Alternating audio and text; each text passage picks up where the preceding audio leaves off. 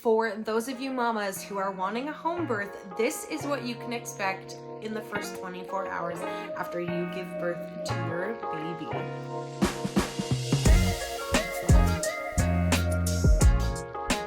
Hi, I'm Alex. I'm a doula, a childbirth educator, and a mama of two, and I am passionate about helping families birth their babies fearlessly. So let's get into it.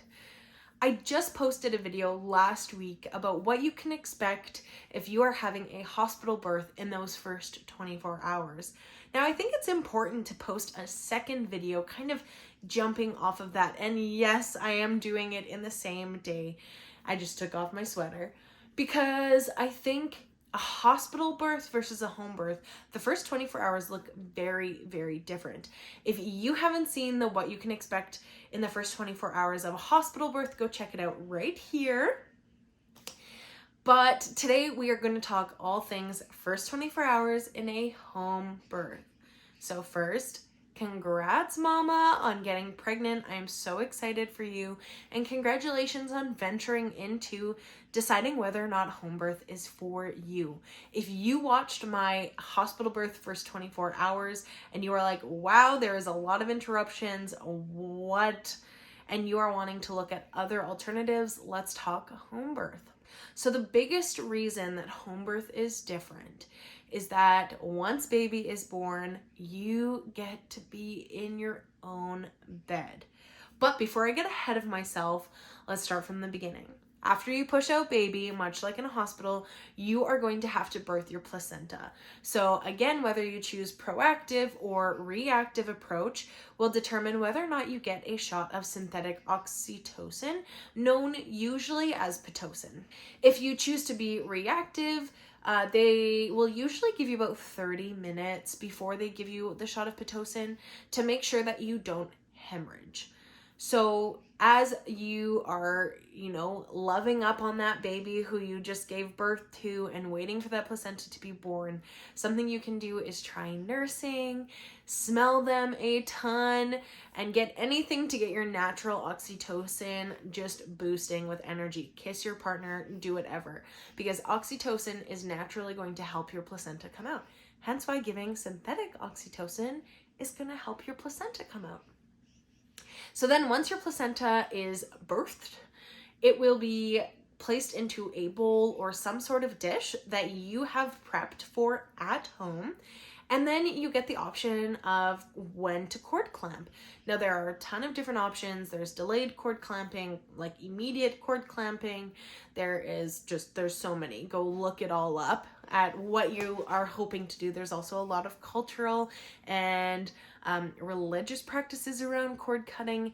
And those are usually honored more at home than in the hospital, especially things like cord burning. I don't believe most hospitals, I should double check this, but I don't believe most hospitals would let you do that. Once, as I was saying, your placenta has been birthed and you've done all of the things with cord clamping, or you've done none of the things depending on what you've decided, your midwife or whoever your provider is that is doing a home birth with you will check your lady bits. So they're going to give you some freezing if you need stitches. They're going to check you for lacerations, and they're just going to clean you up and fix you up down there. Then they're going to give you 1 hour of just rest with baby, usually known as golden hour. So this is usually done in your own bed. Your partner can crawl into bed with you and do all the cuddling and kissing and oogling over that brand new baby. And your midwife is just going to sit there and watch you and make sure that you and baby are okay and probably check your bleeding. But in that first hour, they don't need to do any of that unless, of course, they have concerns. Then after that hour is done, they're going to do the newborn exam right there on your bed. So usually this is an option where you can get dad to weigh the baby if the midwife is willing to let dad do that, or if that's even an option that they suggest. They're also just going to do the whole newborn exam, which I'm not going to talk about today. Feel free to go check it out somewhere else. And then once the newborn exam is done and baby looks beautiful, they are going to hand that beautiful baby back to you And your doula is going to make you, if you hired a doula, some sort of snack. If not, a midwife will check and ask if you have any snacks or food at home that you and your partner can grab. That first meal post-baby, like post-labor and birth, is, like I said in the hospital video, so good.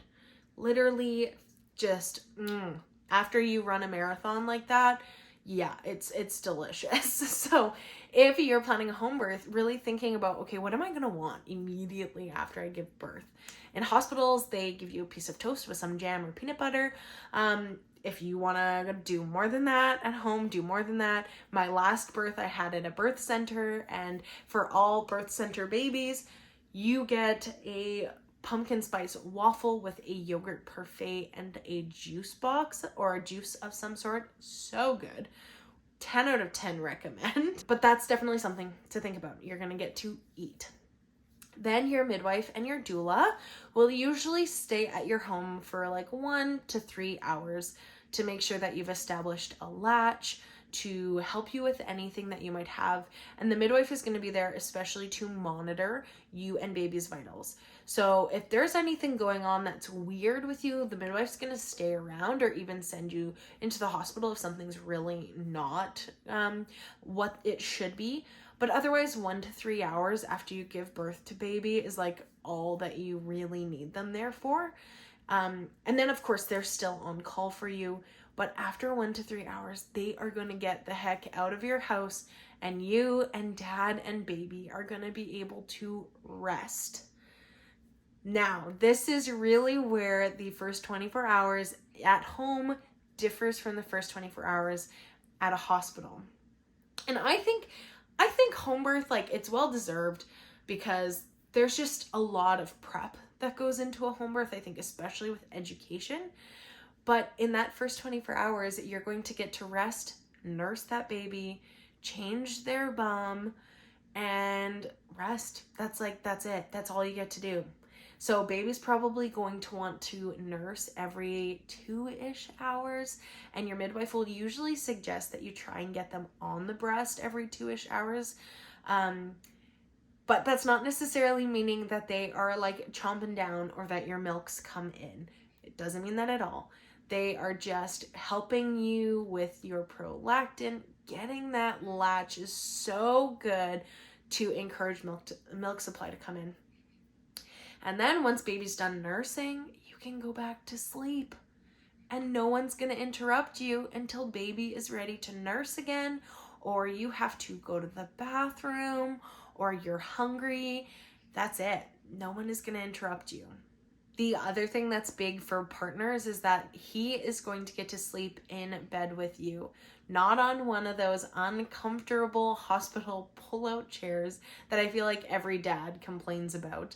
And I think hospital dads especially call it like their like rite of passage because they have a crappy sleep on that chair. But I think home birth dads are just, they get a better sleep and they're going to be more helpful to you when they are able to sleep in their own bed. And that is definitely a bonus to choosing a home birth. So your partner is going to be able to sleep in that bed beside you, hold the heat packs or whatever you need to help you get comfortable, and you guys will get to rest.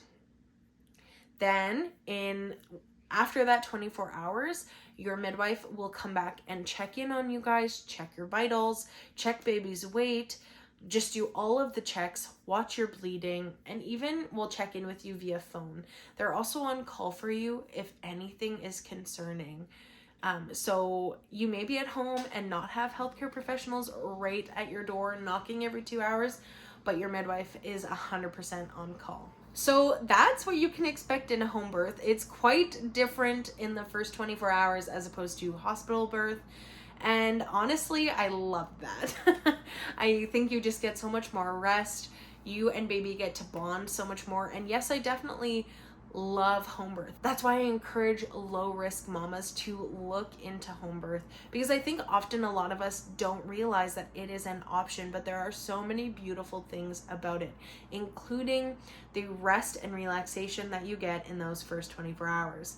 I hope that you liked this video. If you did, make sure to give it a thumbs up and follow along for more pregnancy and labor tips from your friendly doula. And I'll catch you on the next one. Bye.